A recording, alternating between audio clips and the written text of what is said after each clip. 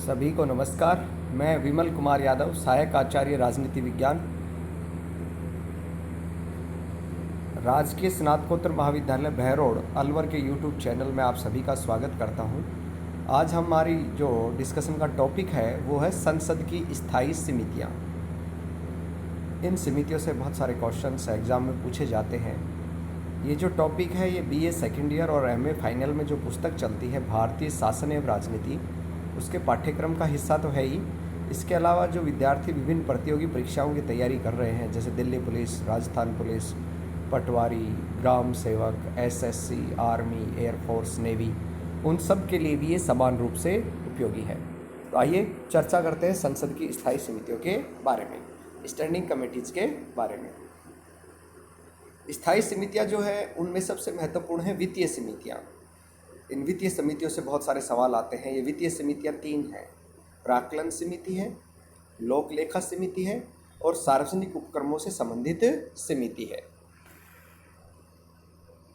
प्राक्कलन समिति की अपन बात करते हैं एस्टीमेट कमेटी की।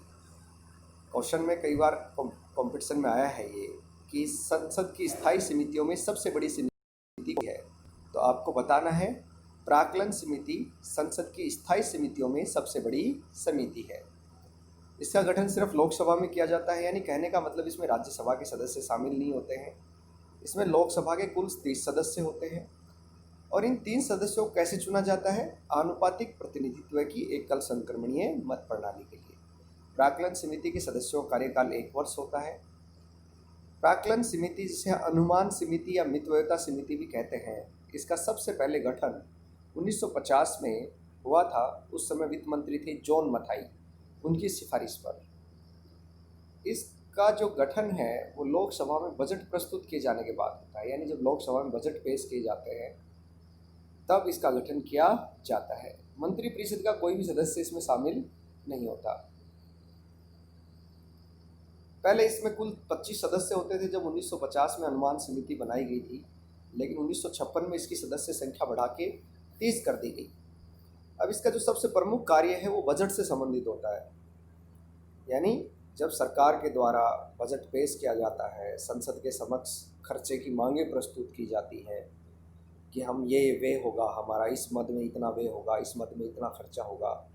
तो खर्चे के लिए जो बजट की मांग संसद के समक्ष की जाती है सरकार के द्वारा, तो उस समय बजट प्रस्तुत करने के बाद उन मांगों की जांच के लिए, उस खर्चे के बारे में अनुमान के लिए ये जो प्राक्कलन समिति है उसके पास मामला भेजा जाता है। ये देखती है कि पूरे वित्त वर्ष के दौरान जो एस्टिमेट्स हैं उनकी जांच करती है। फिर ये बताती है किस किस मद में खर्चे को बचाया जा सकता है, यानी सरकारी अपव्यय रोकने की ये सिफारिश करती है। चूँकि ये सरकारी अपव्यय रोकती है, इसे स्थायी मितव्ययता समिति भी कहा जाता है। प्रमुख कार्य क्या क्या है? पहला कार्य बजट अनुमानों का अध्ययन करती है और उसमें शामिल नीतियों से किस प्रकार से पैसा बचाया जा सकता है, कहाँ मितव्ययता की जा सकती है, संगठन में कैसे सुधार किया जाए, कार्य कुशलता कैसे बढ़ाई जाए, प्रशासनिक सुधार कैसे किया जाए, उसका अध्ययन करके ये सब बताती है। प्रशासन में कुशलता और मितव्ययता लाने के लिए कौन सी वैकल्पिक नीति अपनानी चाहिए वो प्राक्कलन समिति बताती है। इसके अलावा ये बजट अनुमान की नीतियों के अनुसार जांच करती है कि धन ठीक ढंग से लगाया है या नहीं, धन का आकलन ठीक है या नहीं। बजट अनुमान किस रूप में संसद में पेश किया जाए, इसकी सिफारिश भी प्राक्कलन समिति करती है। यानी मोटा मोटी बात यह है कि सरकार द्वारा बजट में आगामी वित्तीय वर्ष के लिए जो खर्चे की मांग की जाती है, उस खर्चे की मांग में, उस व्यय में किस प्रकार से कमी की जा सकती है, बचत की जा सकती है, कैसे कार्य कुशलता बढ़ाई जा सकती है, उस सब के बारे में सुझाव देने का कार्य ये अनुमान समिति करती है। ये समिति बजट प्राक्कलनों की जांच तभी कर सकती है जब इसके लिए संसद में मतदान हो चुका हो, उससे पूर्व नहीं। इसके अलावा ये संसद के द्वारा जो निर्मित नीतियां हैं उनके बारे में कोई प्रश्न नहीं करती। एक चीज़ जो खास है वो आपको ध्यान रखनी है कि प्राक्कलन समिति के जो सिफारिशें हैं वो सरकार के लिए बाध्यकारी नहीं है। उन्हें मानना या न मानना सरकार की मर्जी है। इसका स्वरूप केवल सिफारिश ही है। दूसरी है लोक लेखा समिति। ये संसद की सबसे महत्वपूर्ण एवं पुरानी वित्तीय समिति है। इससे सबसे ज़्यादा क्वेश्चन जो आते हैं एग्ज़ाम में वो लोक लेखा समिति से ही आते हैं।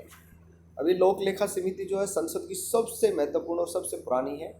इस लोक लेखा समिति का गठन भारत शासन अधिनियम 1919 के तहत किया गया था और सबसे पहले पब्लिक अकाउंट कमेटी लोक लेखा समिति, जिसको जन लेखा समिति भी बोल देते हैं, 1921 में बनी थी। इसमें कुल 15 सदस्य होते थे।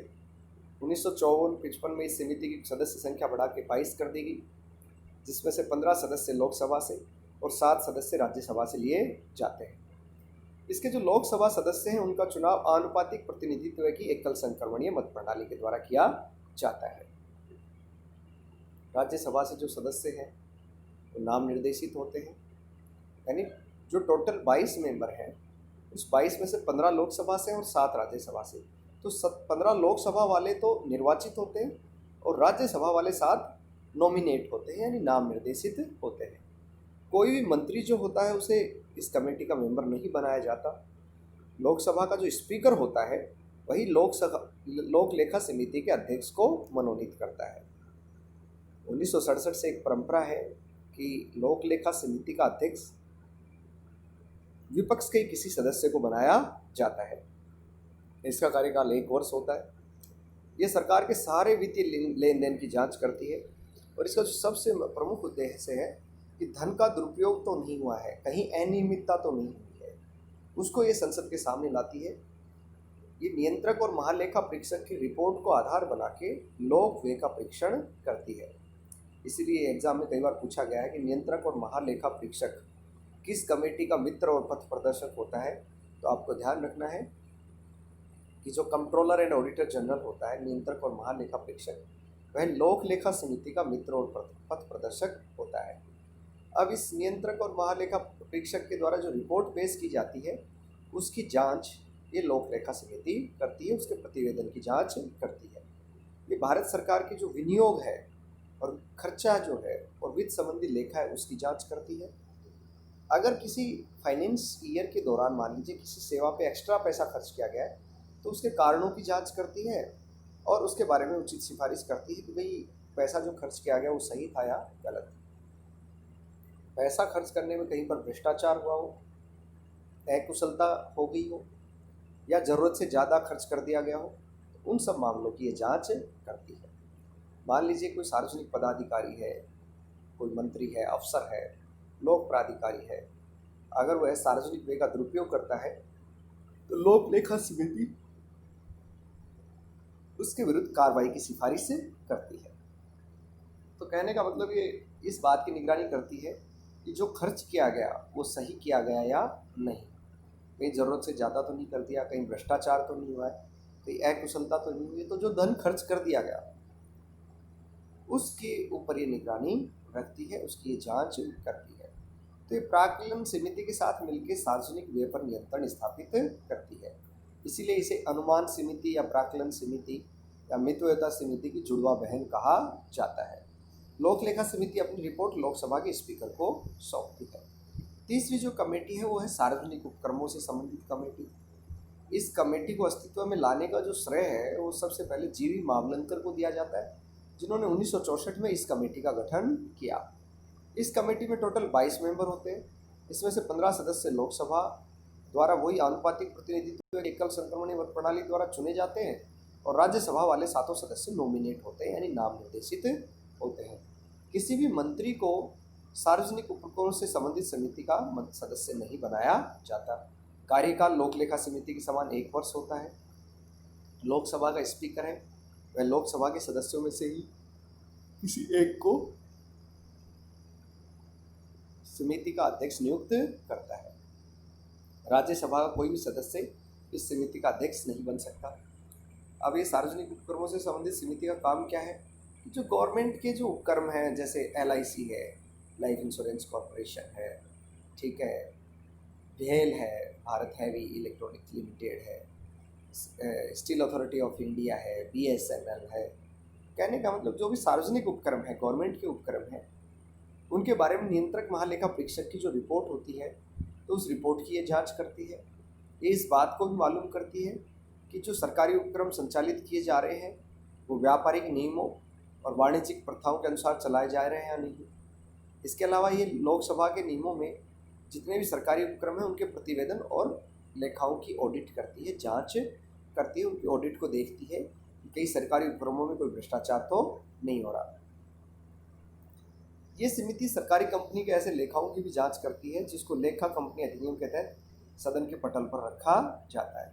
ये कमेटी भी लोक लेखा समिति के समान सार्वजनिक उपक्रमों से संबंधित समिति भी लोकसभा अध्यक्ष को अपनी रिपोर्ट देती है।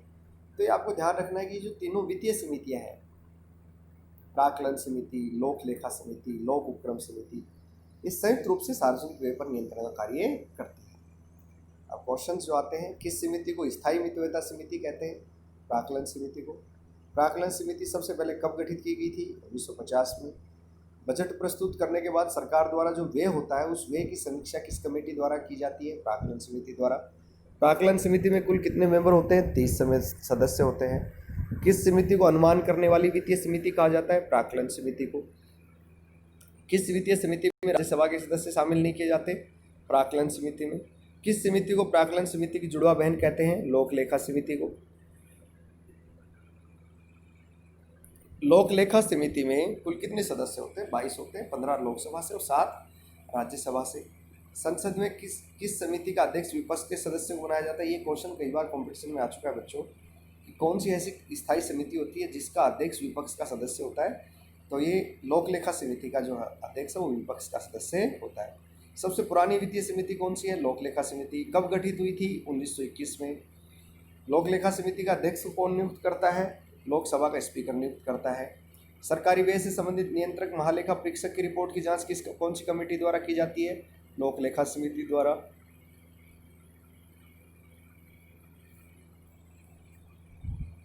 विश्वास प्रस्ताव संसद के किस सदन में लाया जाता है? लोकसभा में लाया जाता है। किस अनुच्छेद के तहत राष्ट्रपति के विशेष अभिभाषण संबंधी प्रावधान दिया गया है? अनुच्छेद 87 में दिया गया है। राष्ट्रपति का विशेष अभिभाषण कब कब होता है? लोकसभा के बाद जब प्रत्येक आम चुनाव होता है तो उसके पहले सेशन के प्रारंभ में और प्रत्येक वर्ष के प्रथम सत्र के प्रारंभ में। तो आज हमने चर्चा की लोकसभा की कमेटियों के बारे में। अब आपको एक कुछ क्वेश्चन और हैं कि लोक लेखा समिति अपनी रिपोर्ट किसे सौंपती है? स्पीकर को सौंपती है। आम व्यय के दुरुपयोग और अनियमितताओं की जांच संसद के समक्ष उजागर करने का काम कौन करती है? लोक लेखा समिति। इसे वॉचडॉग भी बोलते हैं, ये आपको ध्यान रखना है। इसको वॉचडॉग भी कहा जाता है। किस कमेटी को वॉचडॉग कहते हैं? लोक लेखा समिति को कहते हैं। लोक उपक्रम समिति कब गठित हुई थी? 1 मई 1964 को। जीवी मावलंकर साहब के प्रयासों से 1964 में कौन सी कमेटी गठित हुई थी? सरकारी उपक्रमों से संबंधित समिति। इस सरकारी उपक्रमों से संबंधित समिति में कितने मेंबर होते हैं? 22, 15 लोकसभा से, 7 राज्यसभा से। लोक उपक्रम समिति के सदस्यों में से एक सदस्य कौन इस समिति का अध्यक्ष नियुक्त करता है? स्पीकर नियुक्त करता है।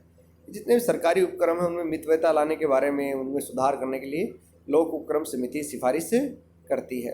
इसको सरकारी उपक्रमों से संबंधित समिति भी कहा जाता है। समिति प्रणाली का विकास, ये आरएस में आया हुआ क्वेश्चन है। इसका विकास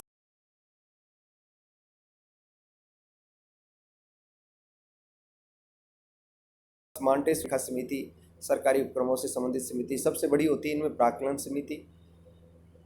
प्राक्कलन समिति का गठन संसद के किस सदन में किया जाता है? लोकसभा में। और सरकारी अपव्यय को रोकने के लिए कौन सी समिति सिफारिश करती है? प्राक्कलन समिति सिफारिश करती है। तो आज हमने लोक लेखा समिति, सरकारी अनुमानों से संबंधित समिति और सरकारी उपक्रमों से संबंधित समिति के बारे में चर्चा की। उम्मीद है ये वीडियो आपको पसंद आएगा। कोई समस्या हो तो आप कॉलेज के व्हाट्सएप ग्रुप में सेंड कर सकते हैं या फिर यूट्यूब के कमेंट बॉक्स में अपनी समस्या लिख सकते हैं। उसका उचित समाधान हमारे द्वारा किया जाएगा। उम्मीद है ये वीडियो आपको पसंद आएगा। इसको लाइक करें, सब्सक्राइब करें, शेयर करें ताकि कोरोना महामारी के इस दौर में ज़्यादा से ज़्यादा विद्यार्थी इसका लाभ